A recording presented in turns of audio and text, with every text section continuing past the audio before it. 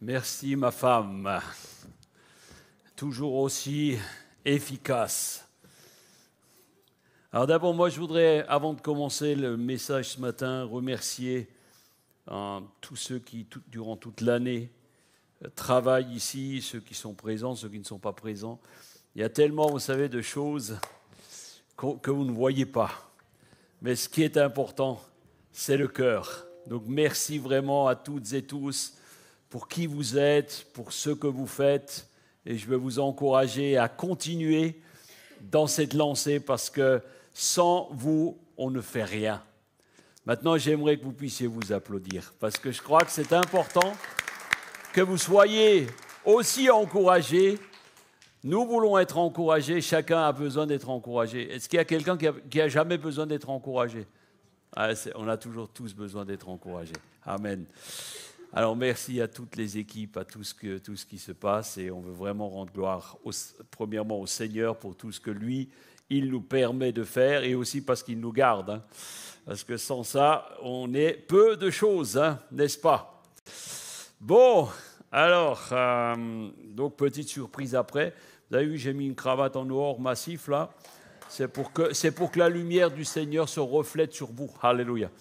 Elle arrive et hop, ça va se dégager. Alléluia. Amen. Donc, mon thème aujourd'hui, j'ai choisi mon thème. On n'a pas le PowerPoint. Mon thème, c'est les 3 lumières de Noël. Donc, vous savez, quand on a chanté avant Lumière du monde, on a chanté que le Christ a quitté son ciel de gloire. Et moi, j'imagine le ciel avec des lumières, j'imagine le ciel avec... il est dit que nous marcherons dans des rues pavées d'or. J'espère qu'il n'y aura pas de voleurs qui vont voler les pavés. Hein. Donc, on se réjouit de vivre cela. Alors, quand la lumière du monde, mon thème, les 3 lumières, alors il y en a peut-être plus que ça, mais quand j'ai commencé, j'avais l'idée de 3. Quand la lumière du monde est venue habiter parmi nous. Alors, vous savez, une lumière, ça change absolument tout. Sans lumière, hein, c'est une catastrophe. Il y a quelques jours, je suis tombé en panne sur une route de montagne, panne de voiture, et il faisait nuit noire, c'était en pleine forêt, et puis j'étais tout seul là, et c'était spécial, hein. Pas de lune, pas de lumière, tu voyais rien, pas la moindre lueur. La voiture ne voulait plus démarrer. Alors je dis, bon, j'ai pas le choix, il faut que je sorte. Et je commençais un peu par flipper, hein, franchement. Tu te retrouves comme ça au milieu de la forêt. Pardon. Pas de réseau de téléphone. Il n'y avait rien de chez rien. Ça va aller. Ben, vous voyez, une nuit noire comme glaciale, c'était, voilà, pas de repère, rien. Et là, tu te dis, bon, je vais marcher un peu vers quelque part, et puis tu ne sais pas trop où. Alors, je commence à marcher et tout, et je ne savais pas trop dans quelle direction j'allais me diriger. Mais je ne sais pas si ça vous est arrivé d'être comme ça dans le noir, dans une forêt. C'est terrible. C'est terrible hein, d'être dans une situation comme ça. Et il faisait froid, j'étais tout seul et j'entendais toutes sortes de bruits bizarres, ça craque, tu sais, t'as le vent, et puis t'entends, tu dis ça y est, c'est un loup, je sais pas, c'est quoi, waouh, et là je me suis dit ça y est, c'est la fin de ma vie, c'est fini, dans le noir, je vais mourir comme ça, c'est terminé, ici Et là, franchement, c'était terrible. Ben, je vous le raconte, je tremble encore là quand je vous le raconte. J'avais froid, je transpirais en même temps. Une vraie galère. Hein. Puis tout d'un coup, j'entends derrière moi une forte respiration comme ça. Et là, je me dis, ça y est, là c'est fini, c'est un loup, je sais pas, un cerf ou quelque chose qui va me bondir dessus. J'étais, waouh! Et là, je me dis, ça y est, tueur en série, tu sais pas, tu es au milieu de la forêt, un bandit qui va te dévaliser ta belle cravate en or. Et là, j'en pouvais plus. Alors, je sais pas, tout d'un coup, tu es là, tu sais qu'il n'y a personne, mais tu essayes de crier, tu vas crier, et puis tu essayes de crier, tu essayes de crier, et tu essayes de crier, et il n'y a rien qui sort. Et à ce moment-là, je me suis réveillé. Je vous ai eu, hein. Vous voyez, mais c'est un peu l'histoire du monde, comme ça. Nous marchons dans les ténèbres sans trop savoir vers quoi, vers où, jusqu'à ce qu'une lumière vienne éclairer. Moi, c'était le réveil. Jusqu'à ce qu'une lumière vienne éclairer tes ténèbres. Waouh! Tel un bateau en détresse sur l'océan qui cherche un phare quelque part. Tel une pièce noire qui attend une bougie. Tel un ciel noir qui attend une étoile. Mes amis, dans la détresse, cette lumière, elle devient comme un guide, un espoir, un soulagement, comme une planche de salut. J'aimerais prier. Seigneur, merci d'ouvrir nos cœurs maintenant pour que cette lumière que toi tu as envoyée vienne transcender nos cœurs, nos vies. Et je te bénis pour cette matinée, qu'elle nous éclaire encore, que ta parole nous éclaire, que ta grâce vienne nous couvrir. Et nous te bénissons, Seigneur, pour toutes choses bonnes que tu fais pour nous. Car avec toi, nous ne sommes jamais seuls. Amen. Vous savez, dans Ésaïe, il y a eu plusieurs étapes et on va les voir ensemble. Dans Ésaïe, il y a eu une première parole qui a été donnée où il a dit « Le peuple qui marchait dans les ténèbres voit une grande lumière ». C'est une prophétie sur ceux qui habitent le pays où de l'ombre de la mort, il y a une lumière qui resplendit. Une lumière qui resplendit. Sur le pays où il y a l'ombre de la mort, tout d'un coup, une lumière resplendit. C'était une prophétie. Ce que je vous raconte ici reflète parfaitement l'histoire de Noël. Vous savez, dans notre monde plongé dans les ténèbres, Dieu a envoyé une lumière incomparable avec Jésus-Christ pour nous proposer une chose, changer notre vie. Change ta vie. C'était ça le message. Et nous allons nous plonger dans l'histoire de la nativité à la lueur de 3 lumières importantes et salutaires. Vous savez, l'histoire commence par une lumière céleste qui apparaît à une jeune fille, Marie, jeune fille toute simple, alors qu'elle se trouve dans sa maison, un ange lui apparaît, il est dit, dans une grande lueur. L'ange Gabriel apparaît dans une grande lueur et il va lui dire ceci. On ne va pas lire tout. Il va lui dire « Ne crains pas, Marie, car tu as trouvé grâce auprès de Dieu. Et voici, tu concevras dans ton sein et tu enfanteras un fils et tu lui donneras le nom de Jésus et il sera grand et il sera appelé Fils du Très-Haut. » Alléluia. À cet instant précis, la lumière divine est en train d'éclairer le destin d'une jeune fille, Marie, et le plan rédempteur de Dieu est en train de se mettre en place pour l'humanité. C'est la lumière de Noël. La lumière de Noël. La question qui se pose à nous aujourd'hui est la suivante. Avons-nous laissé cette lumière de Noël nous éclairer? Est-ce que tu as laissé cette lumière de Jésus-Christ éclairer ta vie? Ou est-ce que c'est juste un petit recoin où tu as juste mis une petite bougie, oui? Ou est-ce qu'il a éclairé toute ta vie? Toute la question est là. Est-ce que nous avons laissé la lumière de Noël nous éclairer? Il y a la lumière prophétique. Nous avons ici l'annonciation, mais il y a la lumière prophétique. C'est une promesse que Dieu a tenue. Et vous savez, depuis les premiers jours de la création, après la chute, Dieu promet une lumière destinée à faire quoi? À vaincre les ténèbres. À cause du péché, Dieu a promis cela. Cette lumière trouvera finalement son plein éclat lors de l'accomplissement dans la naissance de Christ. La première lumière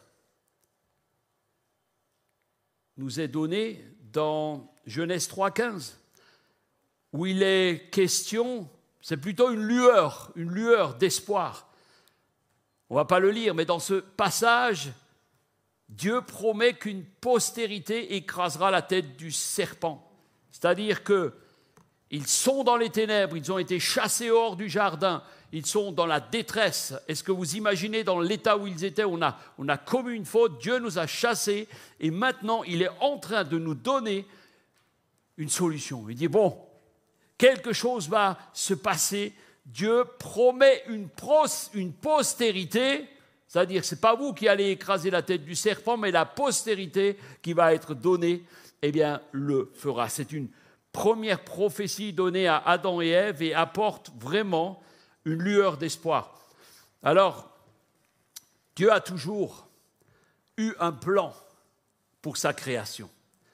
Et il a toujours un plan pour sa création aujourd'hui. Seulement le plan est aujourd'hui accompli et notre mission à nous, c'est de le communiquer à ceux qui ne l'ont pas encore entendu. La lumière de Noël, nous devons la communiquer autour de nous.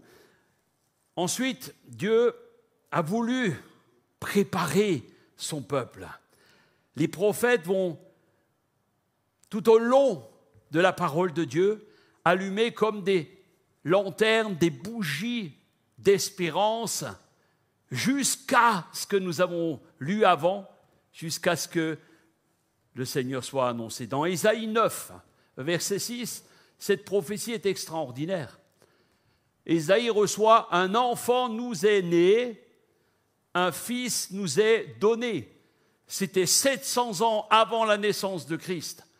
Une bougie, une lanterne qui est posée quelque part afin que la lumière de Noël commence à se préciser. Au fil des siècles, chaque prophétie était une étincelle qui était allumée dans l'obscurité pour annoncer la venue du Sauveur. Malachie 4, verset 2 nous dit: mais pour vous qui craignez mon nom, le soleil de justice se lèvera. Pour vous qui craignez mon nom, le soleil de justice se lèvera. Encore une lumière. C'est toujours une question de lumière. Le soleil de justice, c'est la lumière du soleil qui va briller d'une façon extraordinaire. Si vous prenez d'Ésaïe à Malachie, combien d'années pour ceux qui connaissent bien leur Bible? Je fais une interrogation. Environ 400 ans. Environ 400 ans.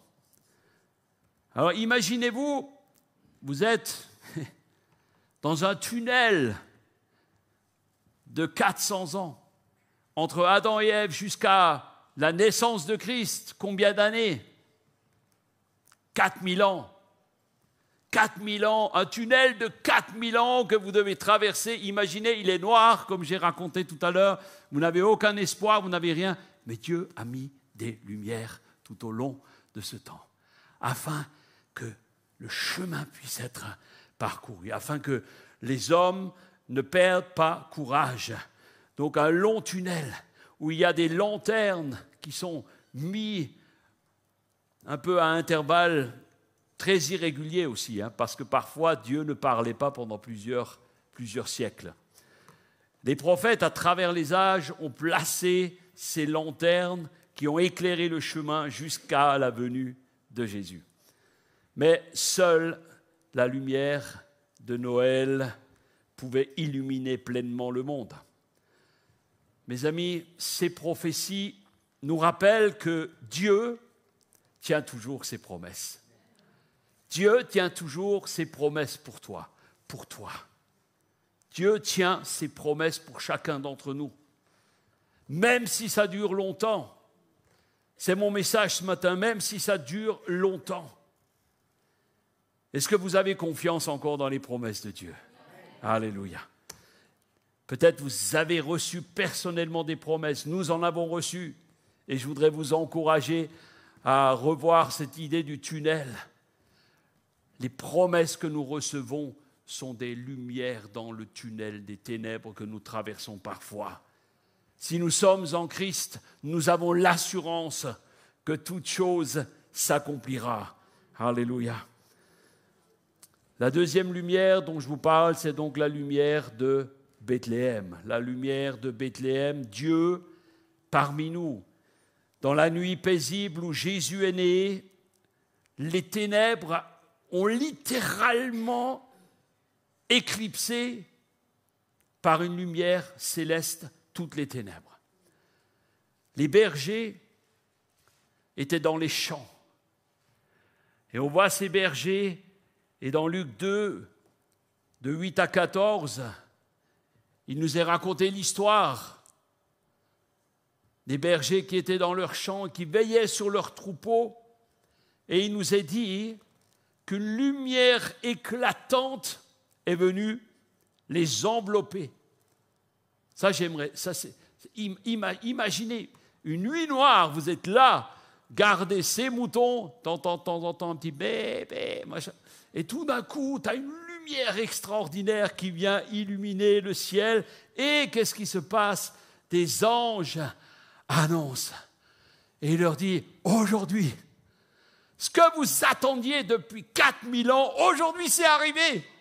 Il est là, la lumière de Bethléem. Waouh! Et ça, moi, j'aurais rêvé être avec les bergers là. J'aurais rêvé être là. Donc Dieu se révèle à ces personnes tout simples. Et qu'est-ce qui se passe? Ils sont tellement émerveillés qu'ils d'un bond se lèvent et vont trouver Jésus dans cette étable.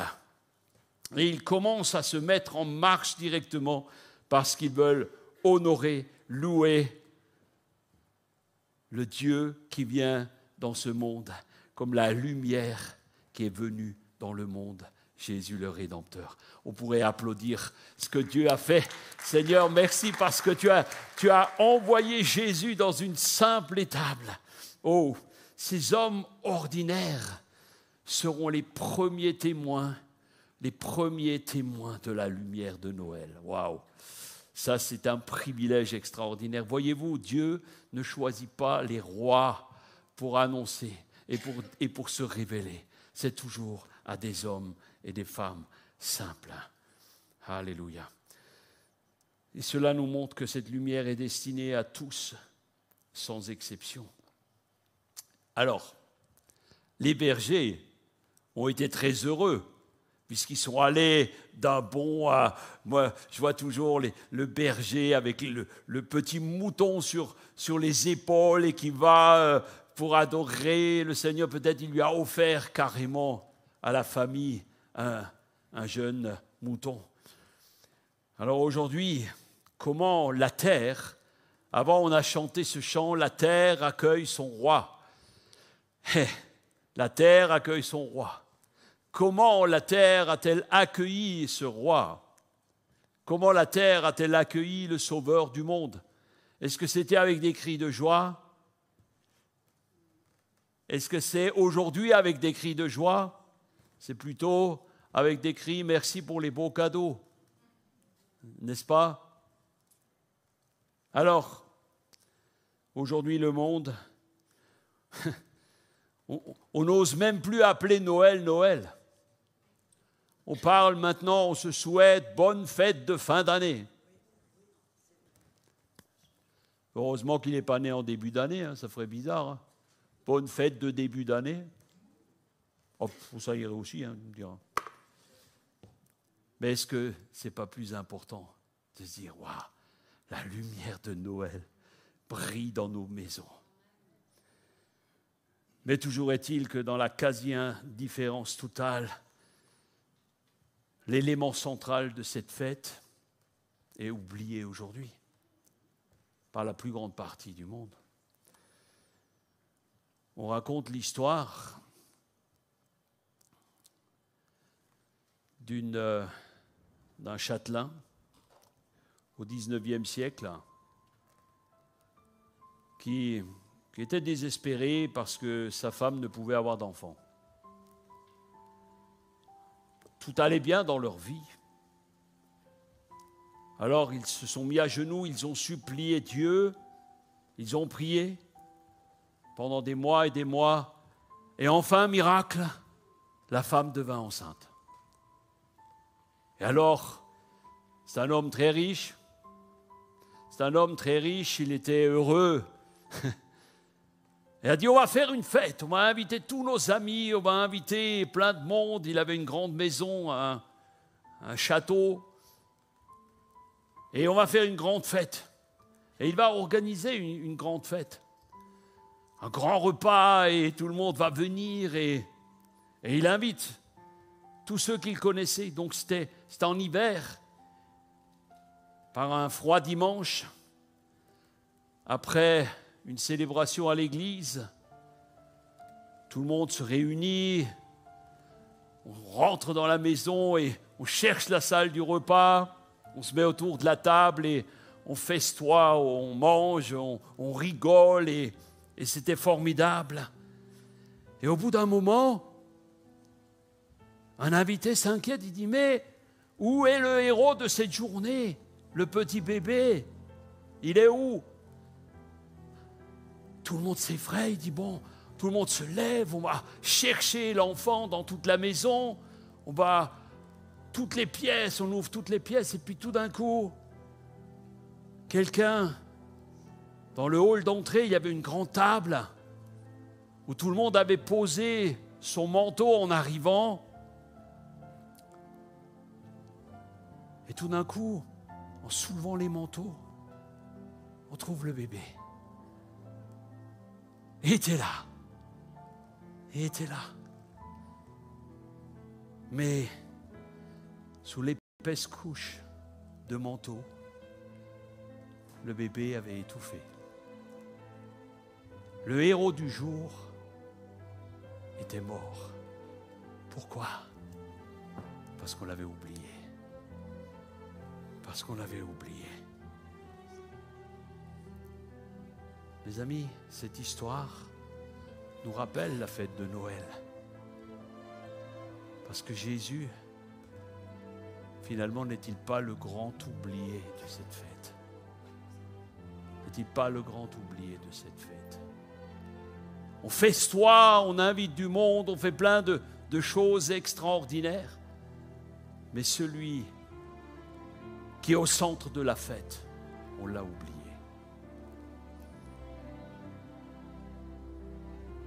Même s'il est bien vivant pour beaucoup, ils ne le connaissent même pas. Ils ne le connaissent même pas. Ou alors pour beaucoup, et c'est ça la réalité, il est resté le petit Jésus dans la crèche. Puis il est bien dans sa crèche, au pied du sapin. Surtout qu'il ne bouge pas trop, parce que quand il bouge, ça fait du bruit. Quand il bouge, il vient bousculer ta vie.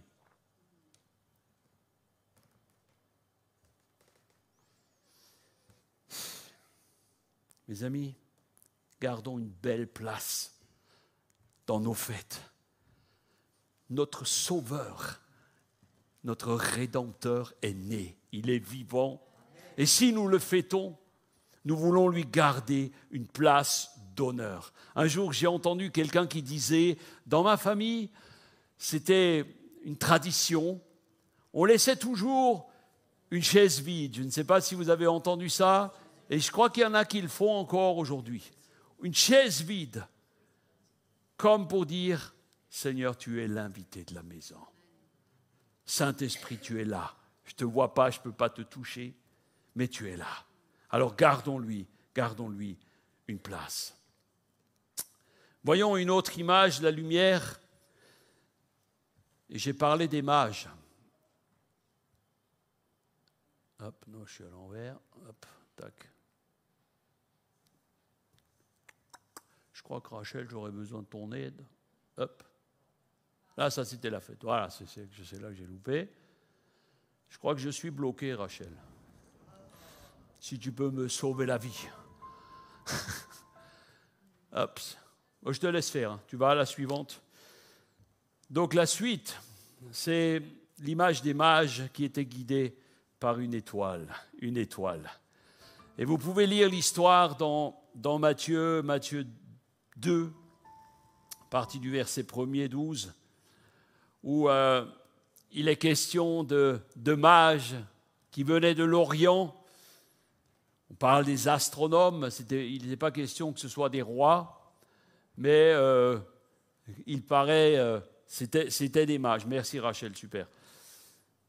C'était des mages, et ils vont suivre une étoile, une unique étoile. Et finalement, cette quête qu'ils ont fait révèle que la lumière de Christ est universelle pour le monde entier. Ce n'était pas seulement pour ceux qui habitaient à côté de Bethléem ou de Jérusalem. Et dans l'étoile, il y a toute une symbolique, parce qu'elle symbolise finalement pour eux la direction divine. Elle éclaire leur chemin vers la vérité. Et nous voyons donc que ces mages connaissent la promesse. Ils ont entendu parler de la promesse. Parce que s'ils se réveillent en se disant « Waouh !» Ils connaissent les Écritures saintes et ils ne se disent pas un matin « Tiens, il y a une étoile, c'est sympa, sans doute c'est le Fils de Dieu qui est venu sur terre. » S'ils ne connaissaient pas les Écritures, comment le pouvaient-ils ? N'oublions pas, ces mages, il est dit, ils viennent d'Orient. L'Orient, c'était loin. Il n'y avait pas l'Orient Express à l'époque, qui venait jusqu'à Jérusalem. Il n'y avait pas le TGV, il n'y avait pas d'avion, il n'y avait rien. Il fallait préparer un long voyage. Et pour qu'ils préparent ce voyage, c'était à peu près 1800, 1500 à 1800 kilomètres. On n'a pas leur adresse exacte, le GPS ne me l'a pas dit. Et donc, mais par contre, ils ont une assurance. Alors, imaginez ces mages. Ils sont à 1800 kilomètres de là. Ils ont besoin de traverser toutes sortes de choses, des déserts, il n'y avait pas de route, il n'y avait rien.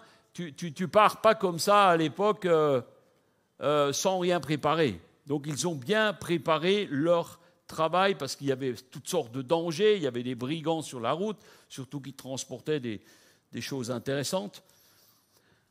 Et ils avaient donc préparé ce voyage et ne sont pas arrivés, à mon avis, si Noël, on sait maintenant que ce n'est pas le 24 décembre en vrai, mais si Noël était le 24 décembre, je doute qu'ils seraient arrivés le 6 janvier à Jérusalem. Ça m'étonnerait. Alors, ils arrivent avec des cadeaux. Ils ont des cadeaux. Qui c'est qui se rappelle ce qu'ils ont comme cadeau ? Voilà, de la myrrhe, de l'or, de l'encens. De l'or pour un roi, de l'encens pour un dieu et de la myrrhe pour le sacrifice. Voilà. Qui se souvient des noms des... Je vous ai eu, c'est écrit où ? Ah, tu as le verset là ? Non ? Non. Il n'y a pas de nom, hein. Premièrement, c'est marqué des mages. Deuxièmement, il n'y a pas de nom. Et puis, il n'y a pas un blanc, un jaune et un noir. C'est encore moins vrai. Et ce n'était pas des rois. D'accord? Donc, j'aime bien recentrer les choses. Parce que ce qui est le plus important, c'est l'étoile. Et donc, leur histoire, finalement, reflète ici tous ceux qui recherchent la présence, sincèrement, de Dieu et la vérité.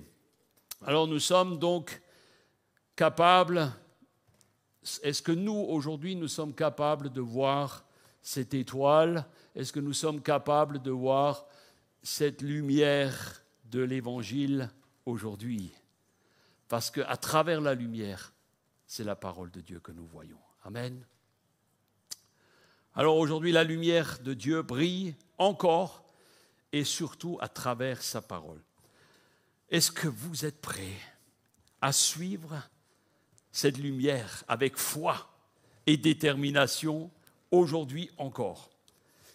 C'est une question que je vous pose et pas juste la fête de Noël.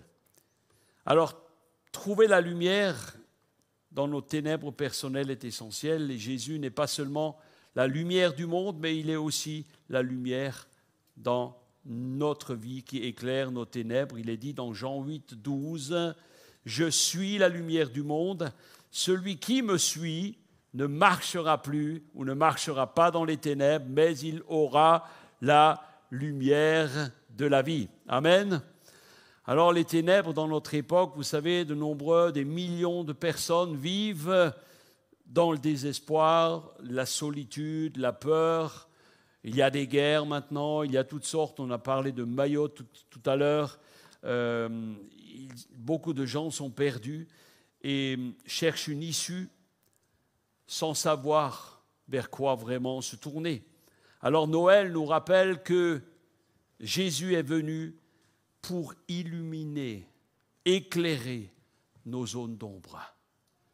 Éclairer nos zones d'ombre. Quelqu'un a dit, nous avons tous une zone d'ombre en nous. Et nous devons demander au Seigneur de les éclairer. Plusieurs ici pourraient témoigner, et plusieurs le font, témoignent de ce que Dieu a fait, de ce que nous étions, vous étiez dans une forme de ténèbres. Et lorsque la lumière de l'Évangile est venue vous éclairer, lorsque Jésus est venu dans votre vie, tout a changé. Et je peux le dire parce que ça m'a fait la même chose. Quand tout semblait perdu, Jésus m'a montré le chemin et je pense que combien pourrait dire ça ici? Levez la main simplement si vous avez été éclairé un jour par Christ. Et peut-être ce matin, la LED a baissé un petit peu. Tu as besoin de changer l'ampoule parce qu'elle était à 100 watts et aujourd'hui elle n'est plus qu'à 60, elle n'est plus qu'à 30. Alors aujourd'hui, mon ami, regarde à nouveau à la lumière de l'Évangile. Regarde à la lumière de Noël. La lumière de Noël, alléluia, il est la lumière qui éclaire nos ténèbres. Alors bon, vous pouvez vous poser cette question en rentrant chez vous. Quelle est la zone en moi? Vous savez, dans une maison, vous avez plusieurs pièces. Il y a toujours des pièces plus sombres que d'autres, parce qu'il y a moins de fenêtres, parce que la lumière passe moins. Posez au Seigneur la question, dans quel endroit de mon cœur, de ma vie, j'ai besoin de plus d'éclairage. J'ai besoin de nouveau de changer l'ampoule. J'avais une ampoule, une vieille ampoule, vous savez, ça éclaire 100 watts. Aujourd'hui, tu mets une LED, elle fait 10 watts, elle éclaire 10 fois plus. C'est magnifique. Et en plus, elle dure 10 fois plus longtemps. On a tout gagné, hein. C'est plus cher aussi, hein, mais bon, voilà. Alors, la lumière de Noël nous rappelle que nous sommes appelés à éclairer dans les ténèbres des autres. La lumière de Jésus ne s'arrête pas à nous. Nous ne devons pas être des égoïstes, mais elle doit se refléter à travers nos vies pour éclairer le monde. Dans Matthieu 5, au verset 13, de 14 à 16, il est dit que nous sommes la lumière du monde et que notre lumière doit briller devant les hommes. Amen. Donc Jésus nous rappelle et nous appelle à être des phares dans un monde plongé dans les ténèbres. Alors imaginez une pièce sombre Donc là, je parle aussi à l'église. Imaginez-vous dans une pièce sombre, noire. Ici, on éteindrait toutes les lumières. Tout d'un coup, alors maintenant, c'est plus noir parce qu'on a les blocs sécurité, là, ils éclairent, mais c'est obligatoire. Mais si on est dans une pièce complètement noire, ouais, voilà, il le remonte. Merci Claude. Donc, maintenant, imaginez, bon, il y a les sapins qui brillent aussi, mais on ne va pas les couper. Donc, tout d'un coup, il y a une lumière, une bougie dans une pièce noire. C'est pas mal, hein? Tu vois, une petite bougie vacillante. Une deuxième. 10. 100. 1000. Et tout d'un coup, la pièce est éclairée. Et l'Église, c'est ça, mes amis. L'Église, c'est ça. Hein? C'est que nous sommes des lumières et nous devons éclairer, et vous devez éclairer là où vous vous trouvez. Lorsque vous entrez dans une pièce, imaginez-vous que vous entrez dans une pièce qui est sombre, et quand tu arrives, tu es la bougie, tu es la lumière. Alléluia.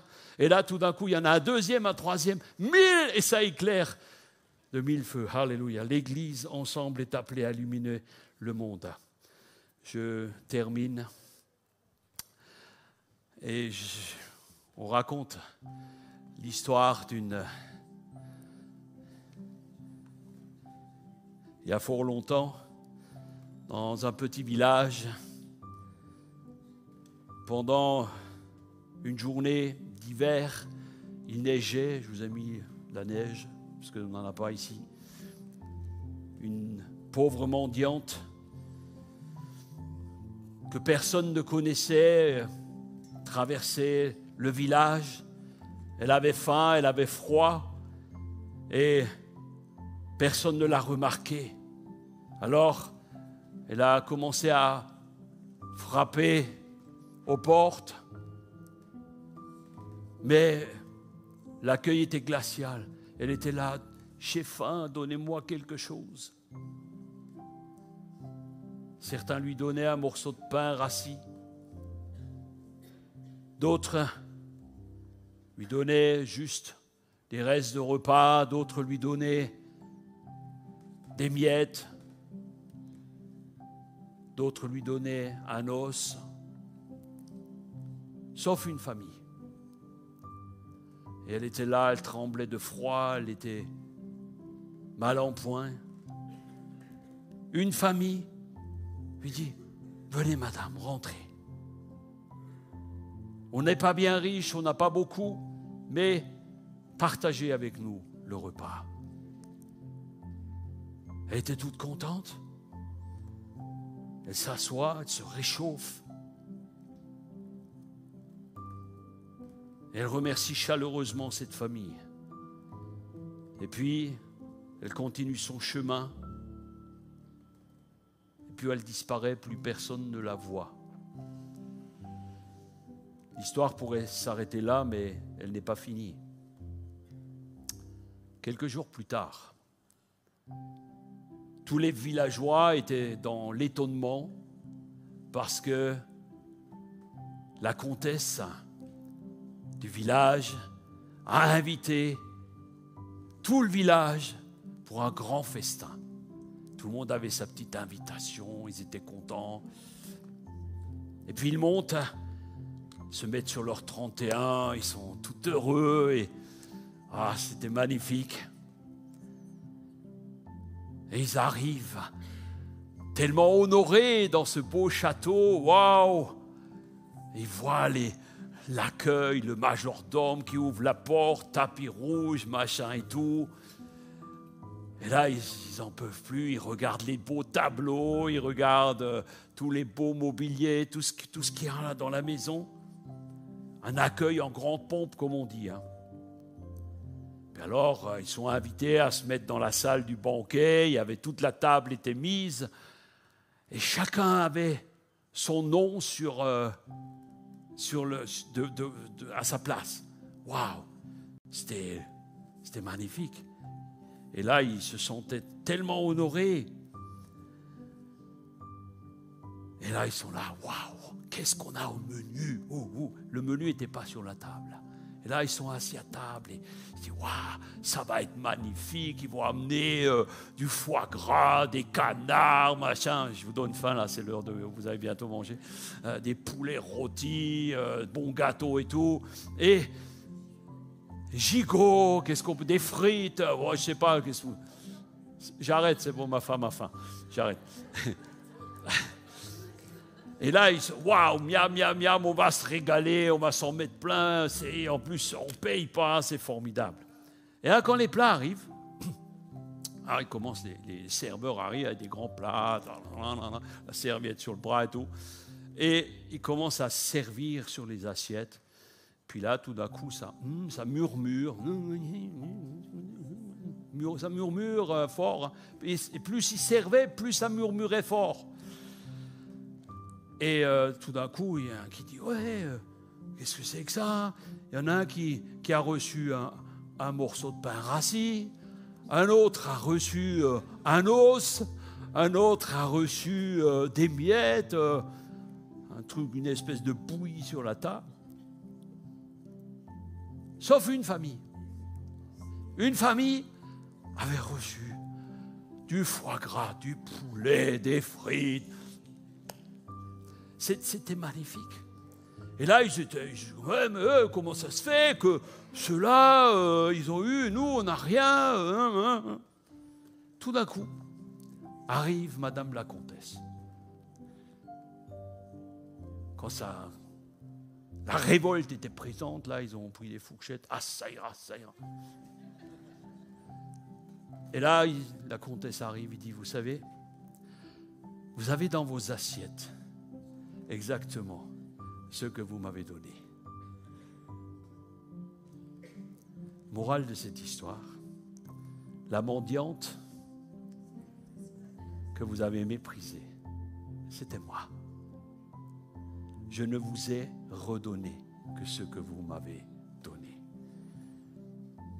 Et eux, cette famille-là, ils n'avaient pas grand-chose. Mais ils étaient généreux. Ils ont donné de leur cœur. Et c'est pour ça que je veux les honorer. Vous savez, dans le royaume de Dieu, il en est de même. Vous ne récolterez que ce que vous aurez semé. Vous semez de l'amour, ici-bas, vous récolterez de l'amour. Vous semez du mépris, vous récolterez du mépris.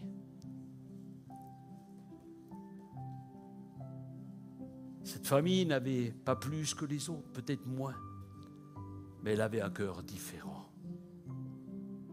En fait, la lumière de Noël avait imprégné leur cœur, leur vie. Une lumière de Noël, c'est cela, la générosité du cœur qui manifeste le cœur de Dieu. Alors mes amis, soyons généreux. Recevons. Jésus était généreux. Il a laissé son ciel de gloire. Il a marché sur des rues pavées d'or pour venir marcher dans le sable de Galilée, fouler le pied et être maltraité, critiqué. Alors, en conclusion, suivons les lumières de Noël. Suivons ces lumières de Noël. Et pas seulement, Noël n'est pas seulement une fête, mais c'est une invitation. Une invitation à vivre dans la lumière de Jésus, à vivre la grâce de la rédemption, à vivre la générosité, à suivre la lumière et être la lumière du monde. Chers amis, beaucoup voient les lumières, beaucoup voient les étoiles, les sapins qui scintillent, mais ne voient pas la lumière de Christ. Ils ne réalisent pas que c'est elle qui mène à Jésus. Et puis, la vie passe, on arrive au bout du chemin, comme le dit la chanson de Michel Delpech, que j'aime beaucoup. J'arrive, mon Père, au bout du chemin. Je vous invite pendant ces fêtes à une réflexion, à être dans cette dimension de c'est quoi l'endroit où je peux être une lumière? C'est quoi? À quel moment je peux être cette lumière? Je vous invite à cette réflexion sur la grâce infinie qu'on a chantée tout à l'heure. Grâce infinie de Dieu qui pardonne comme il a pardonné à Adam et Ève et qu'il a toujours voulu montrer le chemin de l'espoir parce qu'il y a toujours un espoir. Il y a toujours une lumière. Il y a toujours la lumière du salut. La porte d'entrée dans sa présence. Certains l'appellent l'au-delà, d'autres le ciel, le paradis, appelez ça comme vous voulez. Moi, j'appelle ça être dans la présence de Dieu. Alléluia. Mes amis, ne passez pas à côté de la lumière de Noël. Alors, avant de terminer, quelques jeunes de Fusion, vous pouvez venir, hein, les jeunes, si vous m'entendez, c'est bon. Ils ont préparé un sketch pour illustrer. Alors, ce n'est pas un sketch de Noël. Pour illustrer, il faudrait peut-être mettre les chaises plus là. Rémi, mettez les chaises là. Hein, parce que je me suis trompé. Waouh! Vous avez vu ça? J'ai une belle cravate. Ah ouais, elle est bien, je l'ai bien choisie. Hein. Vas-y, mets-toi là, j'ai pas fini complètement. Voilà. Donc ils ont préparé un sketch pour illustrer quelques facettes qui représentent finalement la situation du monde actuel, y compris l'Église, y compris les chrétiens, et pourquoi tous n'entreront pas au paradis. Je vous laisse regarder, écouter aussi. C'est bon, tout le monde a un micro, c'est bon?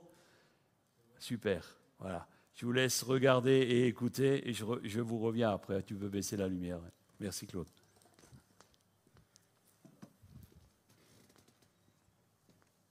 Ouais.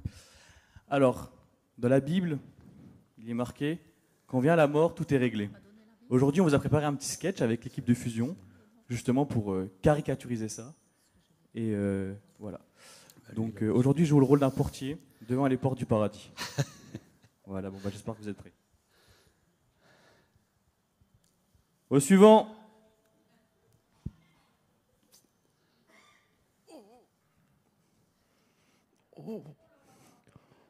Oh, c'est si beau ici. Oh, j'espère rentrer au paradis. J'ai tellement fait dans ma vie des bonnes choses. C'est vrai, j'ai volé, j'ai menti. Mais ça ne veut pas dire que j'ai déjà tué quelqu'un. D'accord? Voilà. J'ai travaillé dur pour ma famille, pour mes enfants. J'espère que ce beau et grand portier me laissera passer. Bonjour. Bonjour.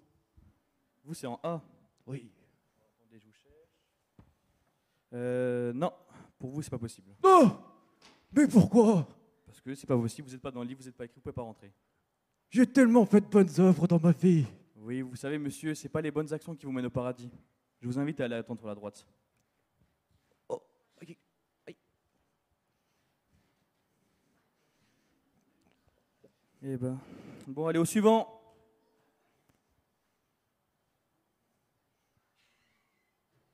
Donne-moi ça, papy. Il n'a pas compris, il a travaillé toute sa vie. Mais il fallait être riche, fallait investir. Le bitcoin, les NFT, l'immobilier, tout ça, c'était ce qu'il fallait faire. Regardez, deuxième fortune mondiale. Avec toute cette fortune, c'est sûr que je rentre au paradis. Bonjour. Bonjour. 2 petites secondes. Non, vous pouvez pas rentrer. Ha, j'en étais sûr. Tu veux de l'argent, toi? Il n'y a pas de problème. Tiens, je te sors mon chèque. 7-0, ça te va? Paraît que c'est significatif pour toi. Non, vous pouvez pas rentrer. T'es dur en affaires, je vois. Pas de souci, j'ai prévu ma gold card.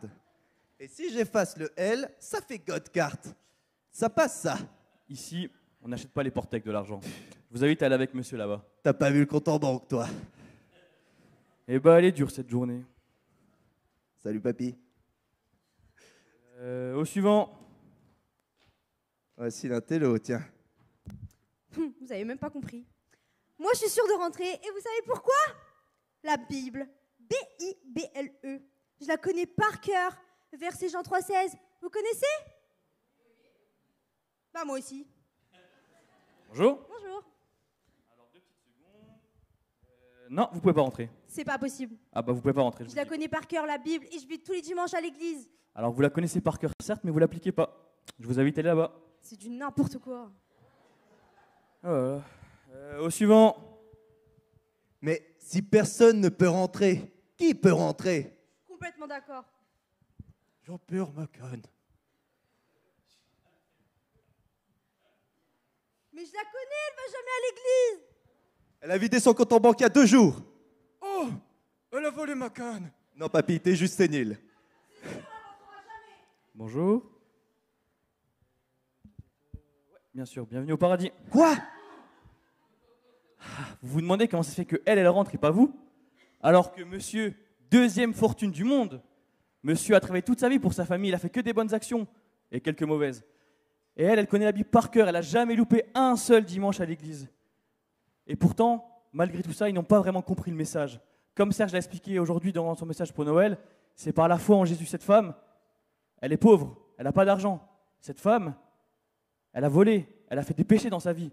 Cette femme, elle ne connaît même pas la Bible, elle a loupé des dimanches à l'église. Et pourtant, cette femme, un jour, elle a décidé de se mettre à genoux devant Jésus. Elle a décidé de dire « Oui, Seigneur, tu es mon sauveur. Aujourd'hui, je veux te donner ma vie. » Et c'est grâce à ça, aujourd'hui, qu'elle passe dans les portes du paradis.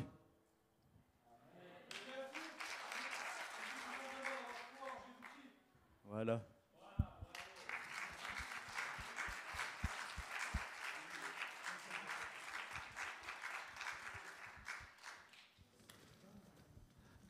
Bah écoutez, merci beaucoup de nous avoir regardé. J'espère que ça vous a plu. C'était un petit message simple. Si ça vous a plu, on en refera. Ah, oui. Bon, on en refera alors. On essaiera de trouver quelque chose. En tout cas, comme a dit Serge aujourd'hui, je vous souhaite tous un joyeux Noël. Mais surtout, n'oubliez pas la vérité derrière Noël, c'est Jésus. Amen, Profitez avec votre amen. famille, passez du temps, mais n'oubliez pas la vérité derrière, c'est Jésus. Et si jamais ce message vous a touché ou quelque chose comme ça, ou durant ce message de Noël de Serge, n'hésitez pas à aller à l'espace Oasis pour prier, on pourra prier avec vous. Si vous avez besoin de faire le pas en avant ou si vous avez besoin de rallumer cette étincelle, on sera là pour vous aider. Voilà. Amen. Soyez bénis. Gloire à Dieu. Alléluia. Merci les jeunes, vraiment. On peut les applaudir un peu mieux que ça parce qu'ils ont pris à cœur et voilà. Tout ça, tout simplement, c'est vrai. Vous avez vu le monde. Vous avez tout là, un peu pratiquement le panel de représentation de tout ce qui se passe dans le monde. Eh bien, cette lumière de Noël, c'est la lueur qui résonne dans vos cœurs et qu'elle puisse aujourd'hui résonner. Est-ce qu'on pourrait se lever? J'aimerais prier avant de terminer. J'ai un dernier verset que je voudrais vous donner. Si tu peux mettre la slide suivante, Rachel. C'est Jean 1, 9, où il nous a dit que la véritable lumière qui éclaire tout homme venait dans le monde. Il est la véritable lumière qui vient dans le monde. Amen. Alors, courbons nos têtes un instant. Seigneur, merci pour ta présence dans nos vies. Merci parce que tu as un jour, tu es venu sur notre vie et tu as éclairé la pièce qui était sombre. Cette lueur, cette petite flamme, cette petite lumière qui a été allumée un jour pour ne plus jamais s'éteindre. Et je prie maintenant qu'elle soit contagieuse, qu'elle éclaire tous ceux qui sont non seulement dans la maison, mais également au dehors, parce qu'il est dit qu'on ne met pas une lampe sous un boisseau, mais on la met sur le chandelier afin qu'elle éclaire ceux qui sont dans la maison. Et une ville sur une montagne ne peut être cachée, que notre lumière brille ainsi devant tous les hommes. Alléluia. Nous prions, Seigneur, ce matin pour qu'il y ait un impact. Je prie pour chaque famille, pour chaque membre, pour chaque personne individuellement, que vous puissiez être peut-être demain dans un magasin, cet après-midi, dans une famille, dans un endroit où vous allez vous retrouver, être cette petite lumière. Simplement dire, tu as besoin de la lumière de Bethléem sur ta vie. Tu as besoin d'être comme ces mages d'Orient qui ont cherché et qui ont trouvé l'étoile du berger. Et tu as besoin simplement de recevoir Jésus dans ta vie qui va faire de toi cette lumière que Dieu a toujours voulu que tu sois. Et j'ai prié dans le nom précieux de Jésus et je vous dis, prenez soin de vous, prenez soin de votre âme et joyeux Noël à toutes et à tous. Que Dieu vous bénisse, je vous aime.